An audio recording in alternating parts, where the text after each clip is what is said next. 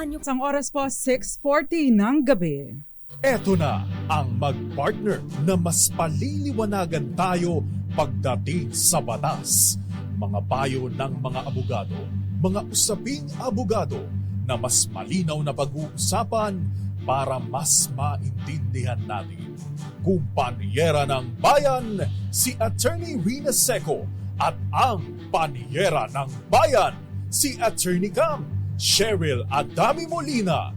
Dos Kumpanieras sa DZRH Radio, DZRH TV at DZRH Online. Bago mo kasuhan, bago ka pumirma, bago ka makipagkasundo, makinig muna sa Dos Kumpanieras. Dos Kumpanieras. Magandang gabi Pilipinas, ito pang programang Dos Kumpanieras. At ako pang nagsasalang panyera ng bayan, Attorney Rina Seco, tuloy-tuloy sa pagbabalita, tuloy-tuloy sa serbisyo.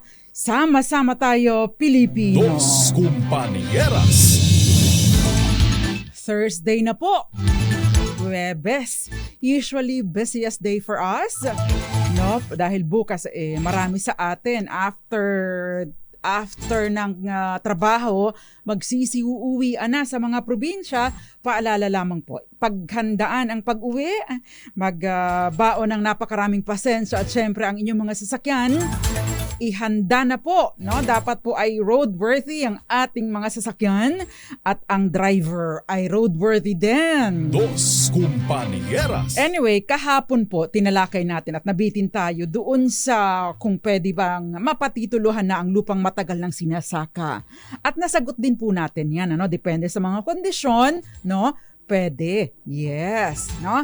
Kaya naman tonight, no, tuturuan ko naman kayo kung paano mapatituluhan ang lupang matagal na ninyong inuukupa, sinasaka o kinatitirikan ng inyong bahay. Dos Kumpanieras. No, kahapon ni-review na din po natin paano nag-umpisa, no, ang titling ng lupa sa ating bansa mula sa panahon ng mga Kastila hanggang sa panahon ng mga Amerikano.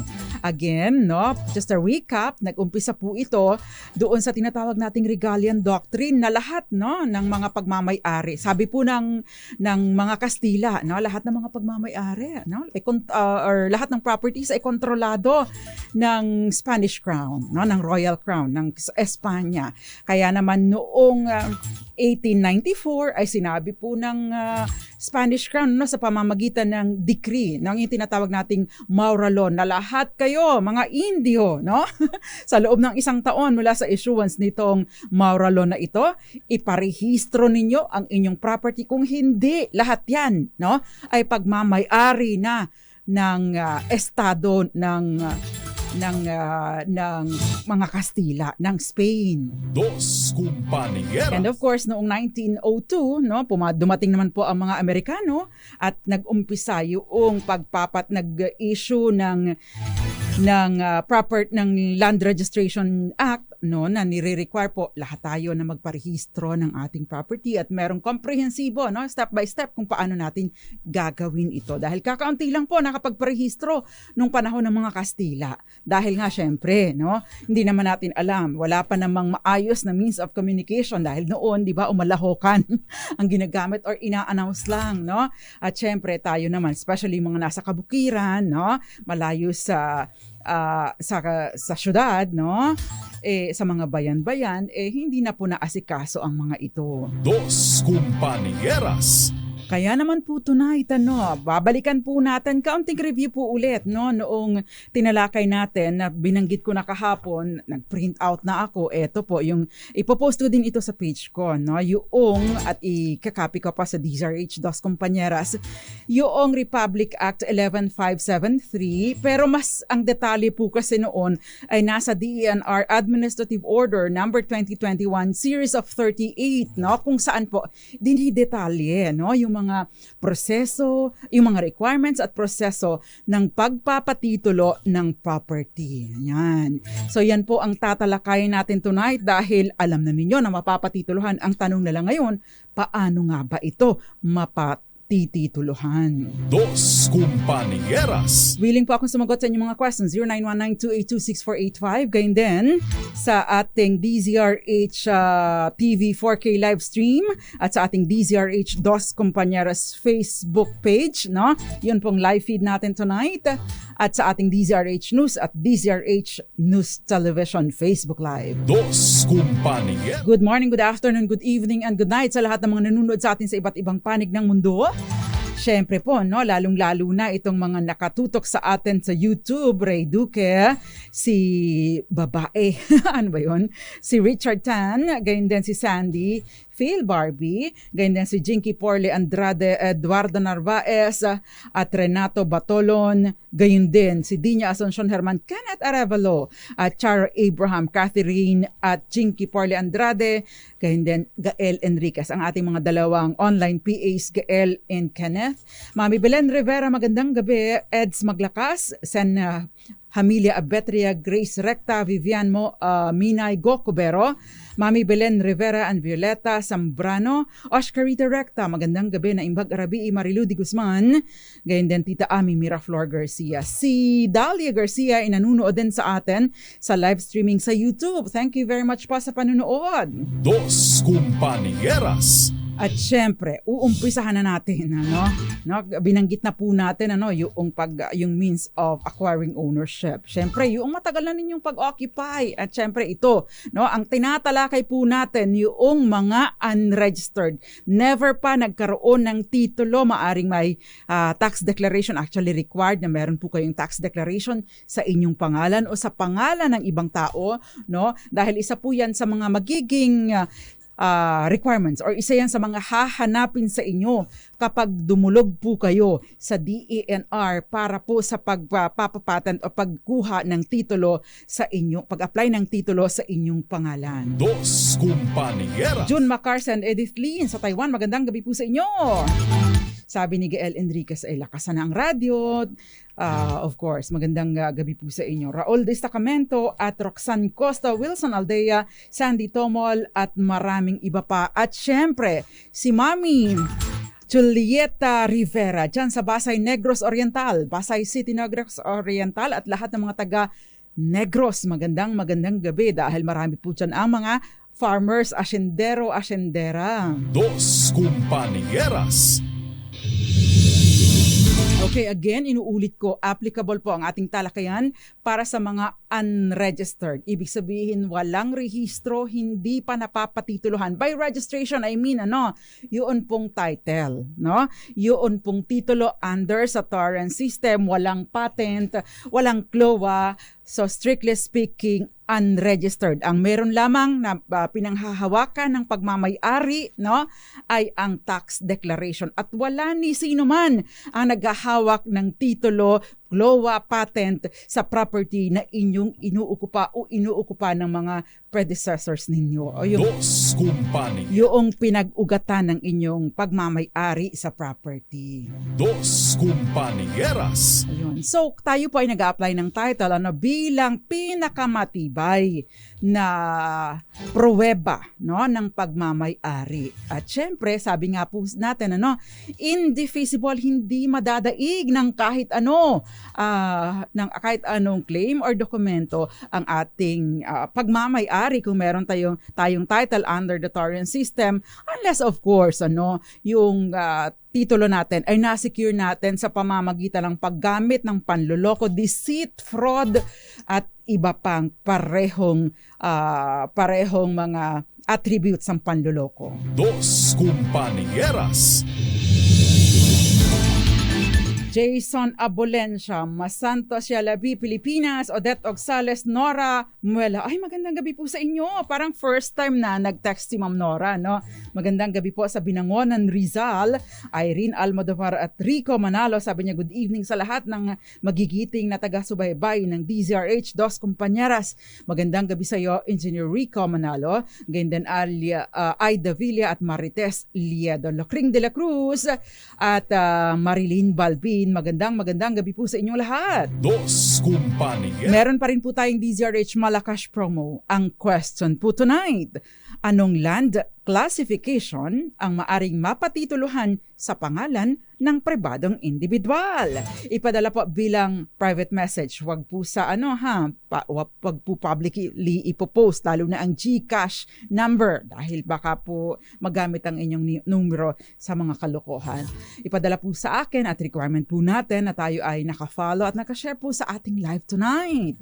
Yan, okay. So, again, anong land classification ang maaring mapatituluhan sa pangalan ng pribadong individual? Ang sagot po dyan, mababanggit natin sa ating talakayan. But of course, nabanggit na po natin yan sa mga previous episodes, especially kahapon at nung nakaraang gabi. Dos Compañeras.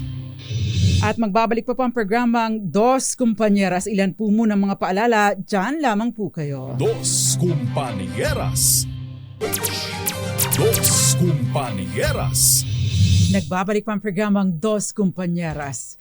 Kasama pa rin po ang nagsasalang panyera ng bayan, Attorney Rina Seco, at tinatalakay po natin kung paano mapatituluhan ang lupang matagal nang sinasaka o kaya naman ay tinitirhan. At syempre, tinatalakay po natin yung implementing rules ng Republic Act 11573, yung confirmation of imperfect title. No? Yung matagal na pong sinasaka ng ating mga kababayan o matagal na pong inuukupa ng ating mga kababayan. Unang-una pong kailangan ninyong malaman no? Classified as alienable and disposable ang property. Kasi may mga classifications po sa ilalim po ng classifications po ang lupa sa ilalim po ng ating saligang batas. Siyempre, yung agricultural land which is alienable and disposable, no? Meron din pong national park tsaka timberland or forest land or mineral lands. Kapag mineral lands, timberland or forest land, national park, hindi po ito kasali sa mga maaring mapatituluhan ng pribadong individual. Ito po ay nananatiling pagmamay-ari ng Estado at hindi ikaw, Rina Seco o Norman Moraga o Alia Ikatlo o Jackie Resio, hindi tayo qualified na may-ari o makapagpatitulo ng mga properties na ito, nitong forest land o timberland, mineral land, national park, yan. Bawal po yan. Dos Compañeras. Again, sinasaklaw po nito para mapatitulan, maging qualified. Isa sa mga qualifications ay dapat na alienable and disposable agricultural land ang ating a-applyan. Once nalaman po ninyo,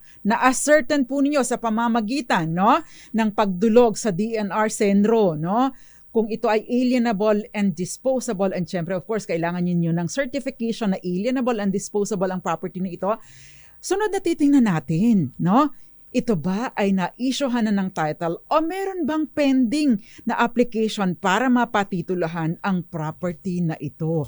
Saan ninyo ito malalaman? Unang-una, syempre yung tax mapping division doon sa inyong LGU, sa munisipyo o sa syudad o sa provincial government. Doon po ninyo yan malalaman. Or pwede din po ninyong i-consult or itanong sa municipal or city assessor's office dahil sila po meron din silang repository nito. At the same time, ang pinaka mayroon pong kustodiya sa lahat ng mga titulo at record ng lupa, syempre ang Register of Deeds. Dos Compañeras. So once po na na-determine ninyo, nalaman ninyo, natiyak ninyo na ito ay alienable and disposable agricultural land, at nalaman na din ninyo na wala pang may titulo na nai-issue sa property na ito, ang susunod na titingnan ninyo ay, nasaan na ba yung aking na tax deck sa property? Dahil, importante po na may tax declaration kayo doon sa property.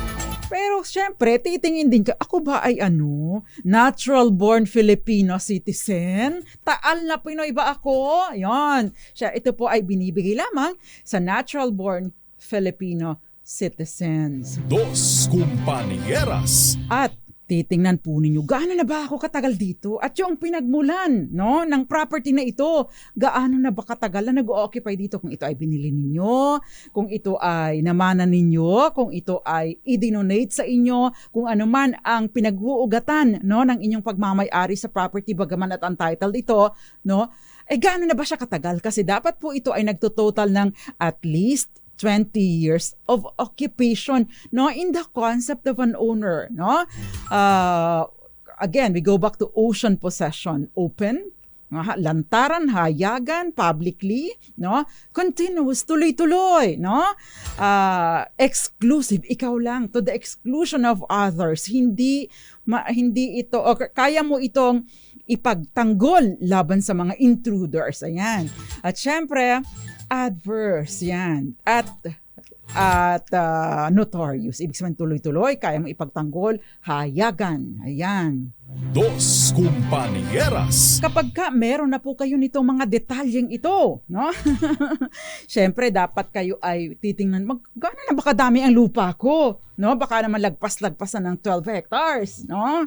O kaya naman ay ikaw, no, lagpas-lagpas na ng doon sa retention limit, o kaya ikaw ay naging beneficiaryo na ng CLOA, no? Yung Certificate of Land Ownership Award under naman sa CARP o Comprehensive Agrarian Reform Program. Kasi again, if you have been a beneficiary of CARP or Comprehensive Agrarian Reform Program, no, ng lupang agraryo, hindi ka na po maaaring makapag-apply dito. Dos Compañeras. Ayan, yun po ang mga importanteng dapat malaman, mga basic, no? Dapat alam natin kung nagpaplano tayo na magpatitulo ng property na matagal na natin sinasaka o inuukupa. Dos Compañeras. Meron pong form na isinasubmit at i-fill out. Maaari ko po itong post sa aking page, no, para din makita ninyo na at by the way, no, yun pong application fee kasi 'di ba sabi ko form, i-fill out po ninyo yung form at magbabayad din po tayo. Pero, no, hindi po ninyo kailangan ng abogado. 150 pesos lamang po ang babayaran, no? Hindi kagaya nung pupunta kayo kay attorney na magkano. Pinakamura siguro 70 o 100,000, no, ang babayaran ninyo para sa acceptance fee. Pero ito 150 pesos lamang po yung application fee.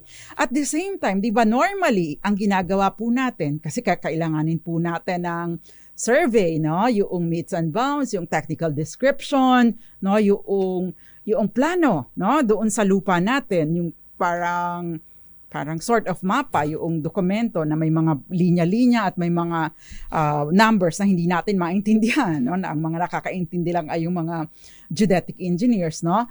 Hindi na po natin kailangang gumastos dito kung wala tayong sapat na budget. Dahil, no, sa ilalim po nitong Confirmation of Imperfect Title, ang gobyerno na po, through the DENR, ang magsasagawa ng survey. Medyo may pila lamang po, no? Pero dapat lang nag-antay tayo kung gusto natin ng makatipid. Dos Compañeras.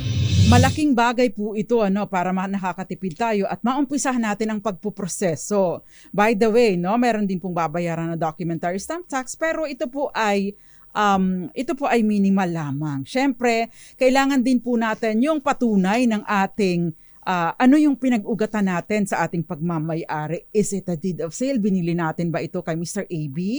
O kaya ito ay minana natin? So nasaan ba yung ating extrajudicial or judicial settlement of estate? O kaya naman merong waiver of rights, no? O kaya merong deed of donation or other forms of other documents na nagpapakita na tayo nga ang nagmamay-ari nito at kung paano natin ito nakuha. So napakahalaga po nito. Again, we go back, no, kung ito ay mana ninyo sa inyong mga magulang, kahit wala po itong titulo, nagsisettle po dapat ng estate. Dos Compañeras. Okay, so yung, again, kung nagkaroon na po ng cadastral proceeding, cadastral survey, makatutulong po ito pwede po tayong kumuha ng certification of status of land mula po doon sa Land Registration Authority at nag-a-apply po ito at supposedly marirelease po ito kung masusunod po ang batas within 90 days ay dapat na ma-release po ito within 90 days from application. Siyempre, yung technical description at yung A&D certification, alienable and disposable. Ayan.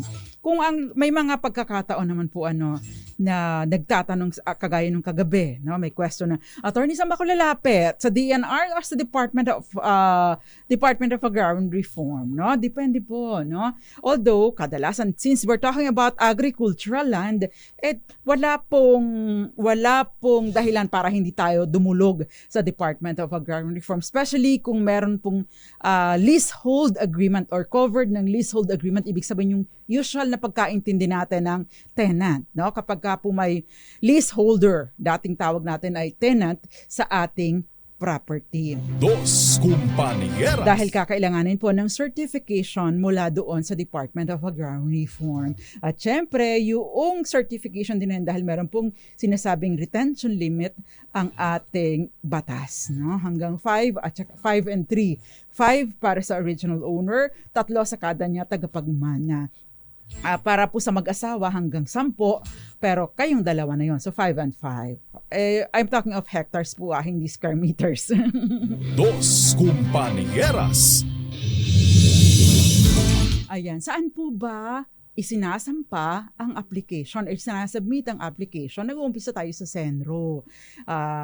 Sa Senro po, yung kumbaga yung sangay ng Department of Environment and Natural Resources dun sa area natin. At depende po kasi sa size, Pag pinakamaliit, din kayo sa Senro. Habang lumalaki, tumataas hanggang sa mapunta kayo sa Penro or regional office hanggang sa DNR kung may kalakihan na po ang ating ina-applyan. So pag below 5 hectares, we go to Penro. Tapos 5 hectares hanggang 10 hectares sa Regional Environment Office. Lumagpas po or umabot po ng 10 hanggang 12 hectares sa secretary na po ng DENR. Ayun. Bakit hindi ko Ayun, mali pala. Sorry po. Dos Compañeras. Naliligaw yung kamay ko doon sa mga pinipindot ko Anyway, okay. So pagpatuloy na po natin ang ating talakayan, doon po sa ilalim ng batas, meron na din pong timeline, time frame na binibigay. Sa approval po ng Penro, maximum na processing ng patent ay 120 days, review ng 5 days at 5 days din sa ng transmittal sa Register of Deeds. So medyo may kabilisan. Habang siguro in less than supposedly 120 days is how many months yon? 3, 6, 9, 12, di ba? So yun, 4 months, 4 months, mas mabilis, supposedly mabilis-bilis na. 4 to 6 months, Kung isusundin po yung timeline, mabilis-bilis na dapat ang pagpapatitulo ng dokumento natin. Dos Compañeras. Okay, ang akin pong tinatalakay, if you are interested, again, ang Department of Environment and Natural Resources Administrative Order Number 2021 Series of 38. Ito po yung implementing rules and regulations ng Republic Act 11573, yung imperfect land title. So confirmation of imperfect land title. So more or less, yun po yung brief summary ng proseso, kung paano natin mapatitituluhan ang property na ating matagal nang inuukupa. Dos Compañeras.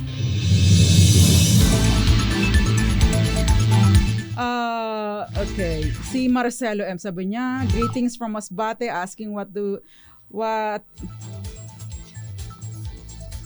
okay. Paano daw yung next after ng payment ng LGU tax? Ano po bang bakit po ba kayo nagbabayad ng tax sa LGU? Amilyar lang?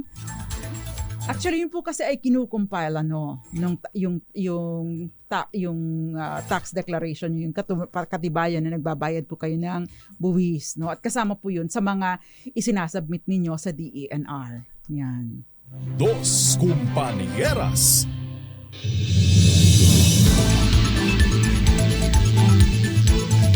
May assessor po ba para sa mga pananim para malaman kung reasonable ang sinisingil ng tumitira sa lupang di naman kanila at ibebenta na ang nasabing lupa?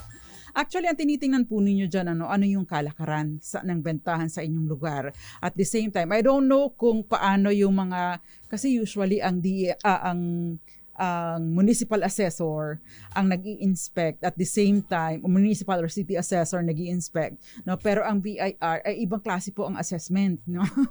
parang sobrang laki kapag ka DNR na ang nag-assess sa ating property o sa mga improvements doon. Dos Compañeras. Pwede po kayong mag-inquire doon sa assessor's office.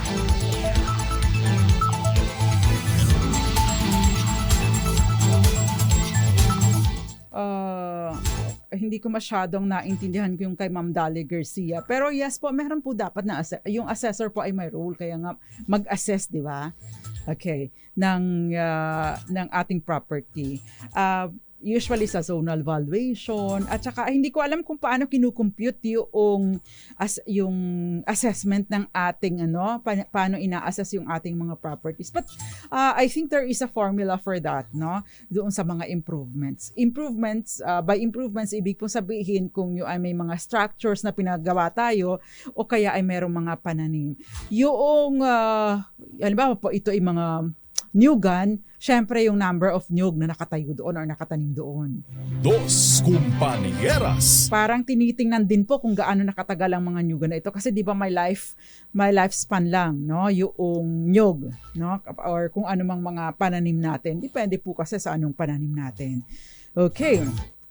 Now, okay. Attorney, pwede po bang matitulohan ng lupang assessment lang po ang hawak? What do you mean by assessment? Laruan na po ito. Okay. Ano bang ibig sabihin ng assessment lang? Siyempre, binanggit na natin yung mga requirements po. Kung assessment lang po ang hawak ninyo, ay ano ang katibayan ninyo, no? Other than the assessment.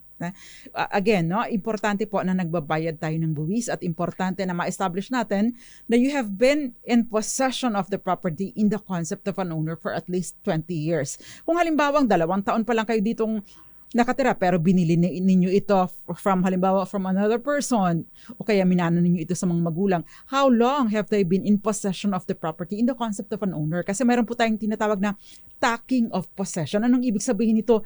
Yung pag-possess nila, yung occupation nila ng property in the concept of an owner, plus yung haba na yun, i-add dun sa haba ng pag-stay mo doon o yung pag-occupy ng property in the concept of an owner, pag umabot yun ng 20 taon, pwede ka na pong mag-apply ng titulo under your name.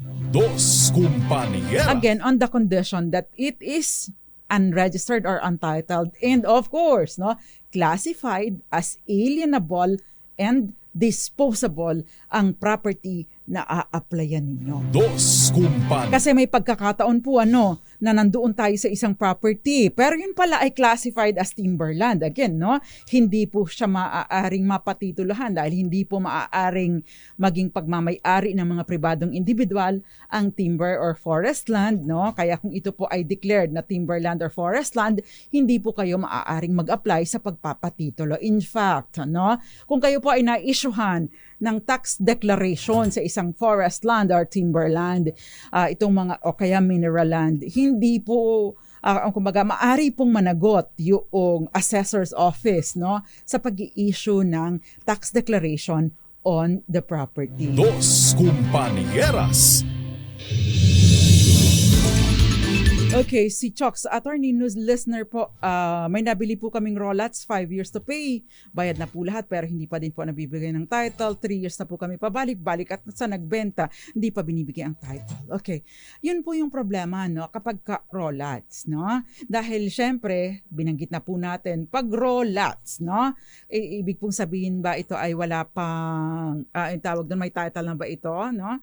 May title na ito, nasa mother, kumbaga merong original certificate of title title na isinasubdivide, no? Kapag ka po raw lots ay kailangan po ng license to sell or permit to sell mula sa DHSUD, Department of Human Settlements and Urban Development. Kaya nga po illegal, no, yung mga raw lots. Dahil bakit?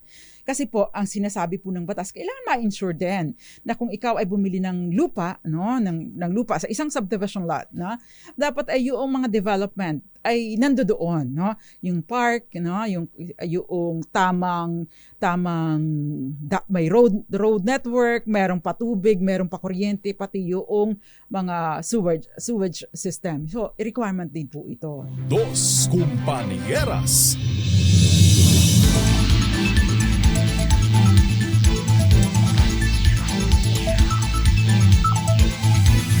Okay, si Sugar, paano naman po, attorney, kung nakaposisyon sa lupa, minana sa magulang, kaya lang po wala namang tax declaration sa liblib na lugar po kasi sa province?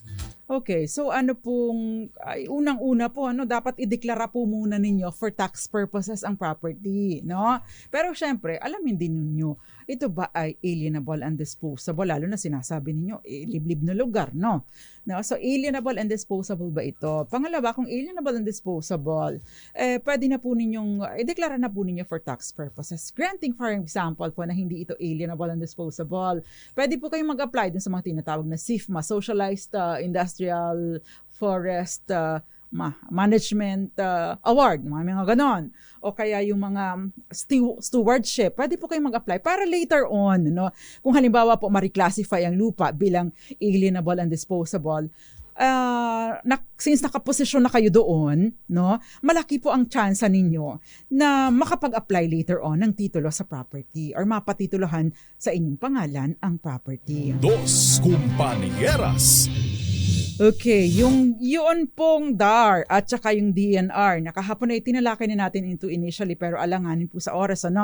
Yung DNR para po sa application ng patent, yung first time na magpapatitle, cadastral survey, lalong-lalo na ngayon doon sa 573, 11573, yung confirmation of imperfect title. Dahil sa ilalim po nitong batas na ito, libre ang pagpapasurvey. Hindi na tayo babayad sa geodetic engineer. Meron nga lang pong pila. Yan. Kung halimbawa, of course, doon din po nanggagaling yung certification na alienable and disposable ang property sa Department of Agrarian Reform. Kung halimbawa po agrarian reform areas ang involved, no? Kailangan po ng clearance at saka yung certification doon sa particular doon sa retention limit. Pati yung survey, cadastral survey pertaining to agrarian reform areas. Ayan. Tapos din po kapag po yung mga irrigable and irrigated areas at the same time kapag po ito ay yung sa Department of Agrarian Reform, kapag po ito ay merong leasehold agreement, yung tinatawag natin na may tenant. Dos Compañeras. Hindi po yung tenant na nagre-renta ng bahay ha, yun po mga nagsasaka, no? Yung mga, ano ba tawag doon ng araw, Miss Adi Socrates? Kapatas ba ang tawag doon? Dos Compañeras. Okay, again, the filing fee is 150 pesos and survey fee is, libre na po. O ito naman, may lupa po kami, matagal na namin tinitirikan, may tax deck po kami, pero hanggang ngayon wala po kaming title. Wala naman pong issue o ibang nagkiklaim, paano ba namin mapatituluhan? Yun na po yung binanggit ko kanina. On the contrary, ito naman ang gusto kong talakayin. May lupa kami na matagal na po sa amin, may iba pong nag-apply ng title, may tax deck po sila, may tax deck din po kami, ano po ang pwede namin gawin? Nagkakaroon po yan ng posting of notices. So, dapat po alerto din kayo, ano? Kapag ka po merong ibang taong nag-a-apply sa property, no? Nag-a-apply ng title sa property na matagal na nating ino-occupy, talagang alam natin, atin ito, no? Kaya nga po, ocean possession, notorious, dapat mong ipaglaban, no? At first, dapat mong igiit ang iyong karapatan. Paano mo gagawin ito? Hindi ka mananahimik, i-oppose mo, no? Tututulan mo yung application niya para sa pagpapatitulo. Dos Compañeras. At again, yung binabanggit namin yung binabanggit lagi namin ni Gael Enriquez, wag tutulog-tulog sa karapatan. Ikaw nandyan ka na, nakaposisyon ka na. Meron ng batas, yung 11753, na maaring maari mong applyan, no? Ay asikasuhin mo na dahil ito menos gastos, no? Gawa na lang ng paraan. Kung halimbawa nagsasaka pa, nagkukopra ka, at least yung isang koprahan, ialat mo na o itagana mo na, no? Para sa pag-aasikaso ng titulo ng property. Dos Compañeras. Kaya naman, no, dapat alerto ka din kasi pag may nag-apply doon sa property na ino-occupy mo, dapat mong i-oppose ka agad. Ay, hindi po, kami po nakatira dito, narito po ang aking katibayan, no? Ito po yung mga sulat ng 1970s pa. Ito po yung aking bill ng kuryente noong X year, no? So, kaya mahalaga din po ano yung mga billing statements natin na naka-address doon sa ating lugar, pagpapatunay na matagal na tayo nag-occupy doon. At the same time, yung pong certification mula sa inyong barangay na, si Rina Seco ang nakaukupa dyan sa property na yan mula pa 1970s. Hindi pa ako buhay noon. Dos Compañeras. Sabi nga ni Gael, ay maging alisto. Ngayong Montes, magandang gabi sa iyo, Hilo Campo.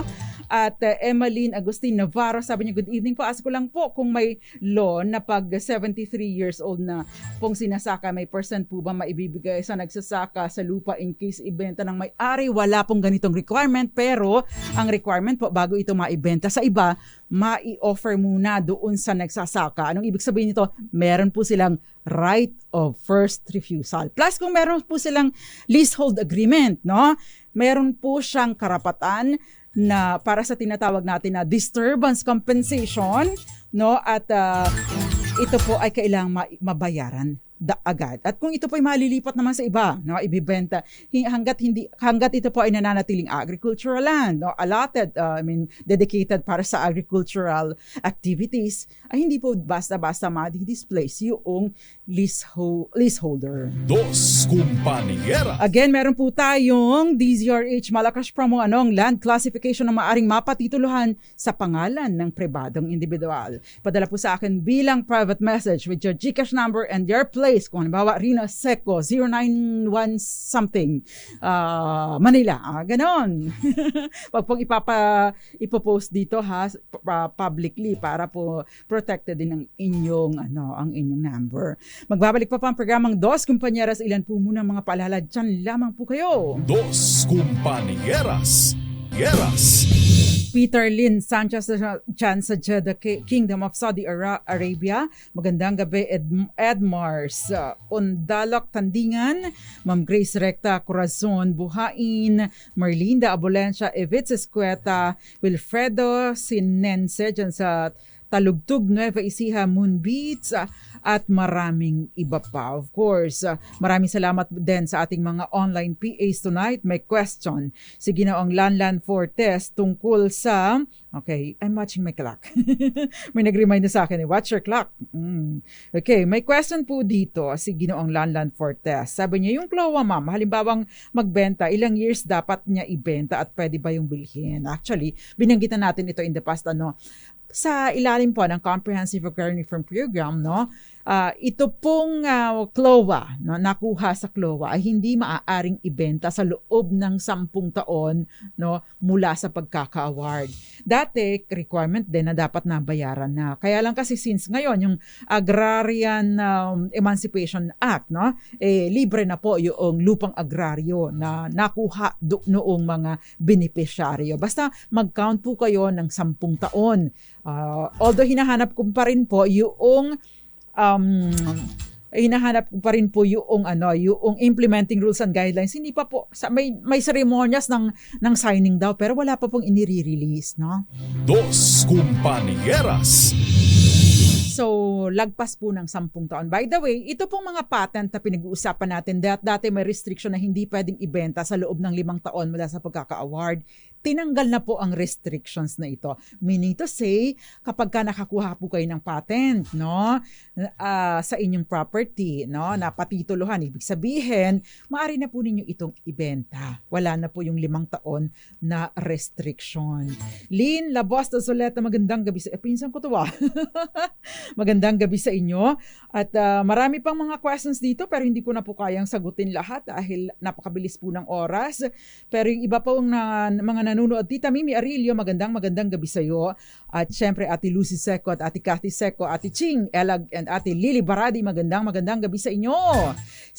Marami pang ibang nagme-message sa atin, pero gusto ko pong magpasalamat sa pasalubong Miss Violi dyan sa Pangasinan. Thank you very much po sa mga padala ninyong bangus.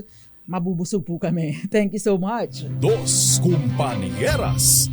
Ang bilis po ng oras, kaya tutuloy na po natin sa question sa ating DZRH Malakas Promo, yung anong land classification ang maaring mapatituluhan sa pangalan ng pribadong individual. The answer is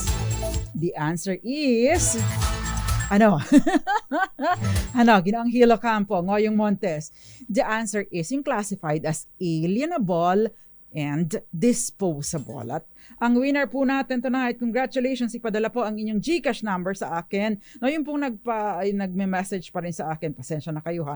Gagawin po namin ng paraan para medyo mas mapabilis dahil napakarami po ng tinatransfer ni Sherwin Bata Alfaro.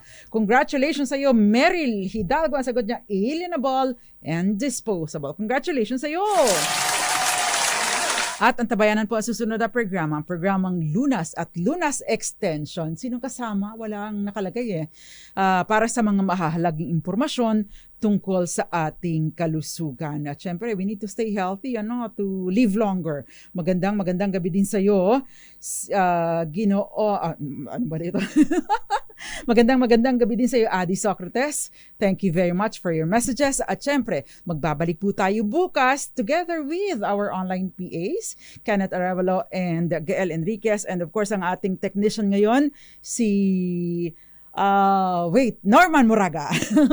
Sorry, sumasabit-sabit pa ako no? Ako naman po, Attorney Rina Seco, tuloy-tuloy sa pagbabalita, tuloy-tuloy sa serbisyo. Sama-sama tayo, Pilipinas, sa lahat mga magbabiyahe. Ingat po kayo! Dos Compañeras.